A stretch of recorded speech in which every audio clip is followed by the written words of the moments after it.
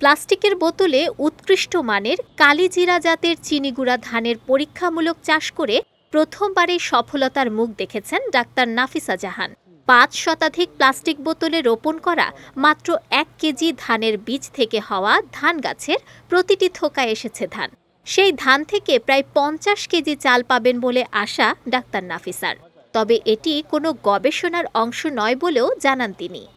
পরীক্ষামূলকভাবে জাস্ট শখ করে, অন্য কোনো উদ্দেশ্যই না। প্লাস্টিকের বোতলগুলো এগুলো তো খুবই পরিবেশ দূষণ করে, তো এই জিনিসগুলো যদি আমরা কাজে লাগাতে পারি সেটা একটা বড় হতে পারে, মানে পরিবেশের জন্য ভালো ব্যাপার হতে পারে। যে এটা একদিকে কাজে লাগলো, ফেলে দিচ্ছি না আমরা, পরবর্তীতে হয়তো একসময় নষ্ট হবে, কিন্তু তার আগ পর্যন্ত তো আমরা কাজে লাগাতে পারছি।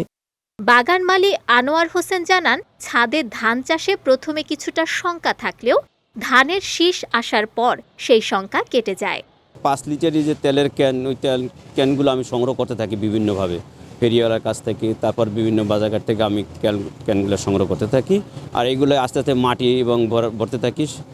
এরপরে যখন বীজ আমার বড় হইলো আস্তে আস্তে, তখন আমি এই যে বীজ উঠেই আস্তে আস্তে লাগানো শুরু করলাম। তারপর লাগাই দেখলাম যে আমার বেশ আপনার ধান মোটামুটি ভালোই দেখা যায়।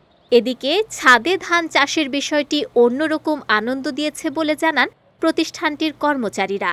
অবাক হওয়ার মতো একটা ব্যাপার, কারণ দেখছেন যে ছাদে যে ধান এত ভালো হয় এটা কিন্তু আমাদের কারোরই ধারণা ছিল না। প্রচুর ধান হয়েছে এবং আমি মনে করি যে এখানে প্রায় 2 মণের মতো ধান উৎপাদন হবে। এটাই একটি আমাদের সকলের জন্য একটি উদ্দীপনা এবং আমাদের সকলের জন্য অনুসরণীয় হয়ে থাকবে।